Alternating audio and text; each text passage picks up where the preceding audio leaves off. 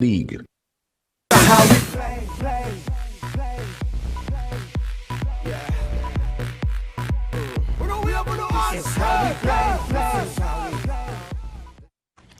Welcome back. Our next guest, Colin Borde, has become the backbone of the Trinbago Knight Riders, fondly called TKR, over the last 10 and more years. His passion and drive off the cricket field as team manager officially, but team motivator and team supporter during all the ups and downs of some great memories is unreserved. Colin Borde joins us today knowing that, like every year, the TKR fans and far and wide expect TKR to win again, having won the most titles to date: 2015, 2017, 2018 and 2024 in total.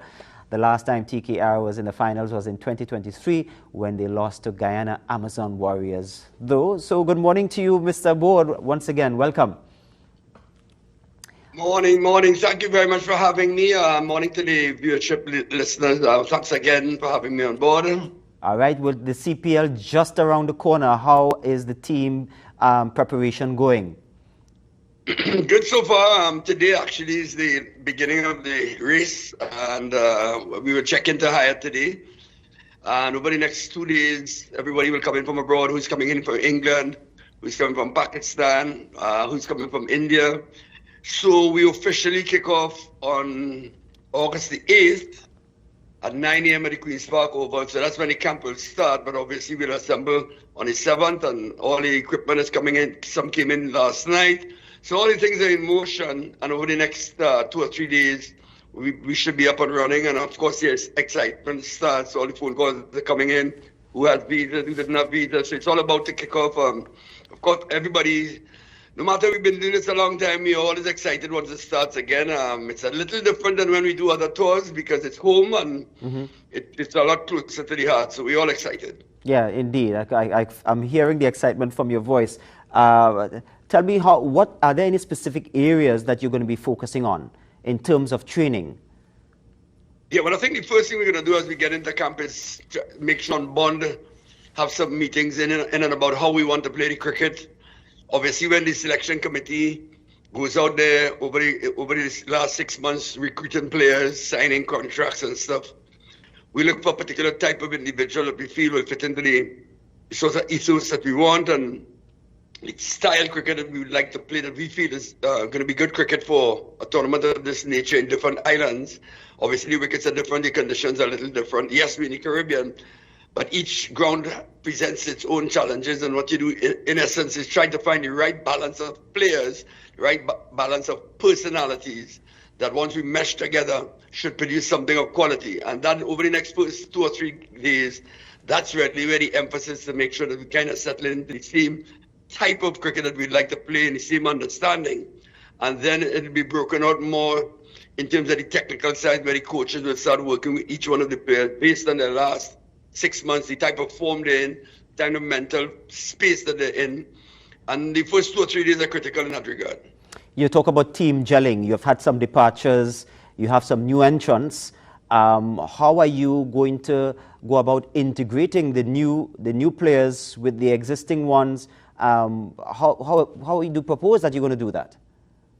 Well, I think the core players are the key. So because the core players understand what we look for. So the core players themselves, they will share that information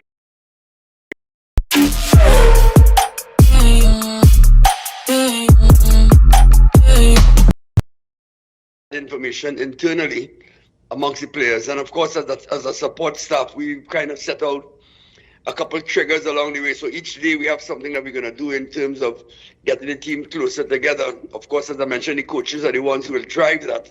And for us as the support staff, myself, is to make sure that we have all the platforms that are available to them, all of the necessary things they need. And obviously with the new players, the first thing is to make them comfortable. Let them understand that this is serious business, but also, we have to do it in such a way that people enjoy each other's company, enjoy each other's success, and we don't work from emotions. Yeah, we're excited to play, but we're not going to work from emotions. We stick to the plan, and that's the important part because it's high-strung, it's fast-paced, it's a lot of expectations, but the important part is to get people focused really quickly on what we're attempting to do in different scenarios and try to repeat it over and over in practice. So it becomes the natural thing to do. Dwayne Bravo is the coach. What has been his impact so far with respect to the team? Well, he has been on the road a lot, and obviously they have their conversations abroad. Remember, these guys play in various leagues together, so the conversations would have started way back in February with the type of players that he would want. Dwayne is a really good leader. He's been a good leader on the field and as a head coach now. You know, Dwayne knows his cricket, and Dwayne's skill also is man management under pressure and the type of cricket that he likes to play. One, as a player, a former player, and now as a coach. So those conversations he would have been having over the last 6 months with players, individual conversations. And now that everyone's together, then he will step in again with his head coach team and then start to work slowly through what is required, what are the expectations, and the way we want to play cricket, the way we want to interact as a group. I think that's really important. To attempt to win any tournament, you have to build yourself into one unit. So it's not about individuals. We have individuals, yes, of course, but we have to mesh as a group. That's the most important aspect of it. All right, Mr. Borde, we have many questions for you, but we have to take a break. When we come back, I want to talk about the home advantage, this psychological and strategic impact of TKR playing all of their games at the Brian Lara Stadium. We're going to talk about that and more when we come back. We take a quick break. Sure.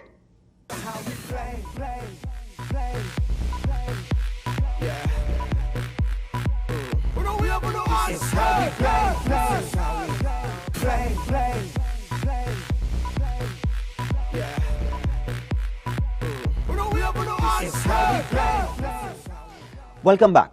The TKR will be playing all their home, let me just read this again. The TKR will be playing all their home fixtures at the Brian Lara Cricket Academy. I want to ask Mr. Borde, who is online with us, Colin Borde, who is the manager of the TKR team, how much of a psychological and strategic advantage of playing on the home team in front of a passionate Trinbago crowd? Well, firstly, there are two grounds in Trinidad. One is Queen's Park Cricket Club and one is Taruba. This year, all games are going to be played in Taruba. And I know there's a bit of a disappointment, obviously, that some games are not being played at the Queen's Park Oval. But as a team, you know, wherever we have to play, we will play, obviously. You know, there's a different vibe. Each ground has its own vibe. Queen's Park has a certain vibe to it, that the crowds are really close to the players. And then, of course, Taruba has a completely different vibe. But both vibes are really good. I think it's important that we get the sponsorship and we get the assistance from the crowds. It's really important that the crowds come out. We know they're going to be there. And we're home. We're still at home in Trinidad, whether it's in North or South, and the team itself, of course, is always happy when we see the red, black, and white. That crowd, the flags, the music, the vibes, the people that come out to support us, the smiles. That's really important to us. It's important, too, that when you have a home game, that you capitalize on it, because that's the extra support from the crowds, you know, drives the players to do cricket that you want to play, putting all the different facets together. And that is always a work in progress. That's the beauty of sport. You know, it's not just an ATM machine that when you put in $1, you can get it back out. It doesn't work like that. So you have to be consistent and do it over and over. And with that crowd support, that adds the extra 25%, you know, impetus for us. So we're always happy when you're coming home. Yeah. Conversely, the CPL moves across different venues with varying pitch conditions. How does the team plan to adapt to these varying conditions? What is the strategy? Well, the thing is, the beautiful part about this is that our coaching staff, they've all played the game. They've all played the game at the highest level. And when a team is selected, there are a couple of things with a team that's coached. Each ground is completely different. Some have a lot of wind coming east to west. Some you kind of get deeply into the type of wickets you're going to play. So you know how to attack certain bowlers, certain batsmen. It's very interesting.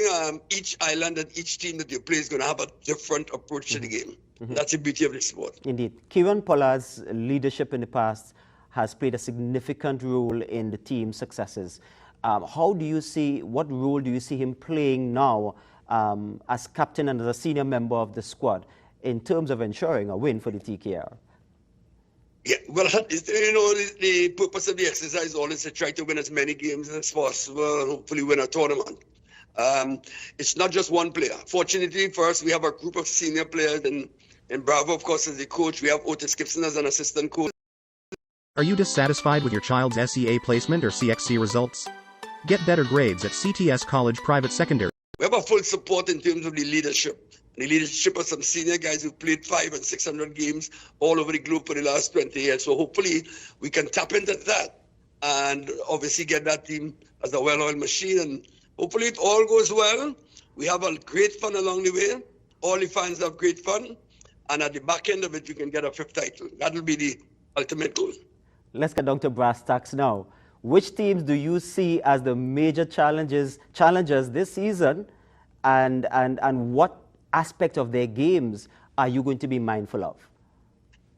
Every single team in this tournament is good. And here's the catch. This league has gotten better and better in terms of the quality players, in terms of the approach to the game. Certainly, I know from the day I started in 2013 to now, the cricket is tougher. When we first started, maybe 2 teams could compete only. Now everybody's gotten a chance. If you look, Jamaica's won the title already. Barbados has won the title. Guyana's won the title. We have won it. It's been shared around because the players are moving around. The technical staff has moved around in each team. So each team brings its own thing. I would say, in terms of West Indies cricket and the cricket we've been playing, the challenges, we're going to have a team that can rotate strike in the middle overs, because it's an area that in West Indies cricket that they're struggling in terms of rotation and strike, just playing power hitters. So we have to be mindful of our middle overs, that we can contain those players in different islands. If you ask me, out of that, who I feel the ones that can rotate it, probably Guyana, because Guyana's built a well-oiled machine. And of course, as usual, the challenge is always between the chicken curry and the curry chicken. So that helps a lot in terms of the derbies that we play. It raises the temperature of the games, which is good. Because in the end, it's also for the fans to enjoy, and the players do enjoy the hype. The players like the rivalry. It's an internal thing because it's a Caribbean thing, and that brings a hell of a lot to us. Yeah. And that brings a lot to the table in terms of the spectacle. And at the end of the day, it's summertime. People want to have fun.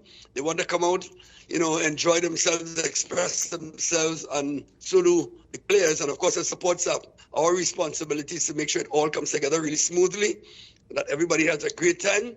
It doesn't matter what ground we play on in the Caribbean. Our responsibility is to produce proper cricket, quality cricket, entertainment, and hopefully at the back end, TKR comes out with another title and we have fun. But of course, Guyana is always one of our challenges and we relish it. So hopefully things will go well with curry chicken.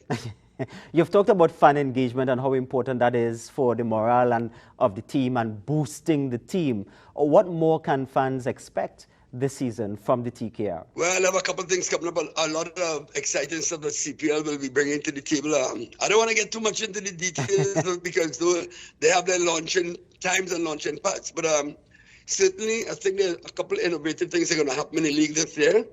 And our expectations are that that's a lot of fanfare in and around it for fan engagement. There's a lot of stuff coming. But the most important part is we want to be able to provide really good entertainment. People work hard during the year. They look forward to this tournament. People look forward to leaving the house with their families. The interesting part is we want to see from the grandmothers to the grandkids. Let everybody come out, have fun, enjoy the cricket, and keep supporting us. The support is their family members, their wives, their kids, their grandparents. And I think that atmosphere and the family affair is the most important thing to the players. Well, as we close and as we get closer to the CPL, what would you ask more of your fans, or what would you like to share with your fans? Come and support us. Come and support us. Even if we are not at home in the first 4 games away, please tune in. Please follow us. Send your love as usual. Send the support. We're there. Please stay with us. We're not going to be perfect, but we intend to give you the best cricket that we can give you. Come out. TKR team manager spending some time here with us this morning talking about CPL 9 days away. Thank you so much, Mr. Borde, and we look forward to all the best to you and the TKR team. Thank you so much. Appreciate it. Bye-bye. See you.